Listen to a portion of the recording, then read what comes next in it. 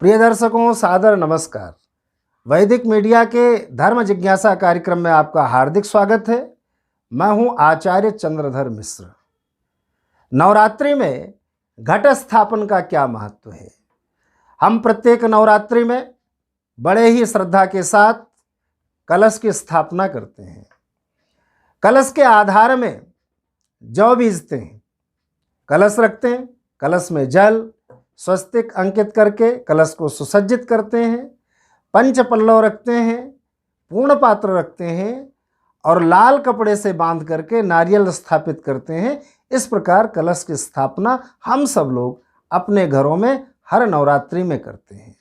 नवरात्रि के अतिरिक्त भी जब हम कोई पूजा पाठ करते हैं तब भी कलश की स्थापना अवश्य करते हैं। कलश पूर्णता का प्रतीक है, कलश मंगल का प्रतीक है। कलश में सभी देवी देवताओं का निवास स्थान माना गया है। कलश के मुख में भगवान विष्णु, कंठ में रुद्र और मूल में ब्रह्मा का निवास स्थान माना गया है।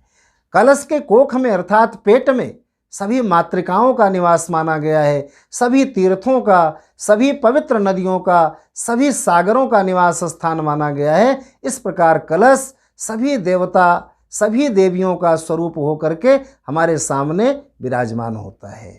कलश में किसी भी देवी देवता का आवाहन और पूजन करके श्रद्धा भक्ति के साथ प्रार्थना करके हम पूर्ण लाभ प्राप्त करते हैं। तो कलश स्थापन से पूर्व नवरात्रि में हम रेत अथवा मिट्टी में जौ बीजते हैं। जौ बीजने का जो महत्व है, जो अर्थ है, वो बड़ा उत्तम है, बड़ा शुभकारी माना जाता है। जो पूरी मात्रा में अंकुरित होकर के बड़े हो जाएं तो ये माना जाता है कि घर में सुख समृद्धि, वंश वृद्धि, धनागम ये भगवती की कृपा से बना रहेगा। प्रचुर मात्रा में हम धन लाभ प्राप्त करेंगे और परिवार के सभी सदस्य सुखी रहेंगे। इसलिए बड़े श्रद्धा के साथ जौ बोते हैं। कलश सुसज्जित करके रखा जाता है। कलश में सुपारी, दूर्बा, हल्दी की गांठ, कुछ पैसे डाल करके गंगा जल से पूरित करके कलश स्थापित किया जाता है। हम जानते हैं कि जल में विद्युत शक्ति है, जल विद्युत का सुचालक है। हमारे अंदर जो शक्ति है, जो ऊर्जा है, जो जल है, जो जल तत्व है नेचर में, उसके साथ हम जुड़ सकें, अमृत के साथ जुड़ सकें। कलश अमृत कुंभ है, उसकी पूजा करके हमारे जीवन में अमृत तत्व की वृद्धि हो, हम ऐसी कामना करते हैं।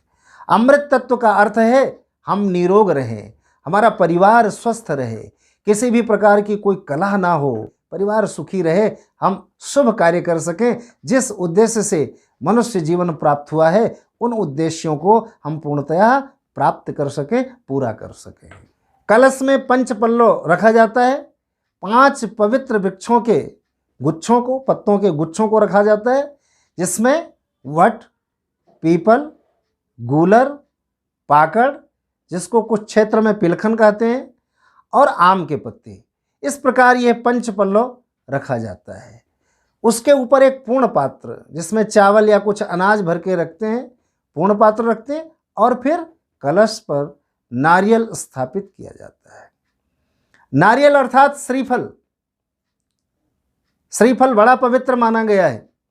देवी की उपासना में नारियल का बड़ा महत्व है। तो नारियल स्थापित करके कलश की पूर्णता होती है।